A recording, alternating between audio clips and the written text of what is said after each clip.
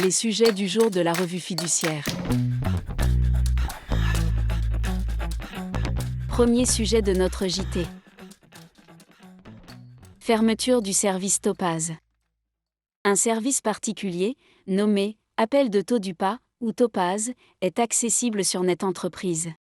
Il permet aux employeurs d'accéder au taux personnalisé du PA du salarié au moment de son embauche, et ainsi d'éviter le recours au taux neutre lors du versement des premiers salaires.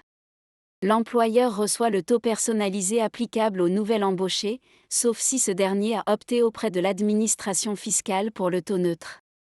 Mais, depuis février 2021, un signalement spécifique DSN, appelé « amorçage des données variables », permet notamment d'obtenir le taux du PA d'un nouveau salarié, avant l'établissement de sa première paye. Ce signalement ADV était annoncé comme devant remplacer Topaz. L'échéance se rapproche puisque dans une information du 16 octobre 2023, le GIPMDS confirme qu'à compter de fin 2024, le service Topaz ne sera plus mis à disposition.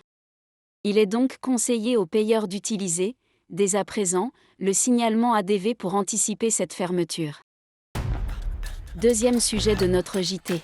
Compte courant d'associés débiteurs, extension de la liquidation aux dirigeants. Une procédure collective ouverte à l'encontre d'une société peut être étendue à une autre personne en cas de confusion de leur patrimoine. Une société de construction est mise en liquidation judiciaire le 9 mai 2017. Le liquidateur assigne l'un des cogérants pour lui étendre la procédure collective en raison de la confusion de son patrimoine avec celui de la société.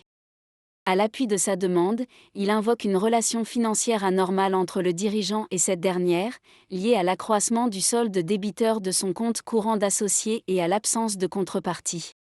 Le juge d'appel rejette sa demande au motif que la situation ne permettait pas d'établir une confusion de patrimoine.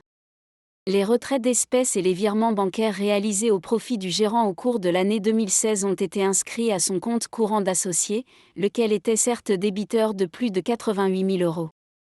Mais, si l'existence d'un compte courant débiteur est pénalement sanctionnée, la société n'en reste pas moins créancière de l'associé débiteur.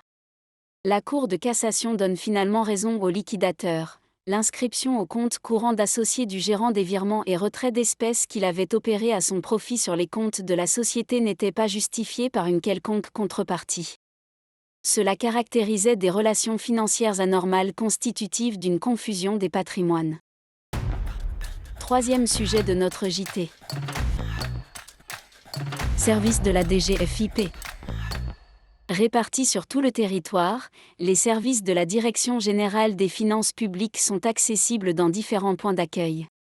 Il s'agit bien sûr des centres des impôts, mais aussi des espaces France Services dont la DGFiP est partenaire, des permanences dans les mairies et des points de paiement chez les buralistes partenaires.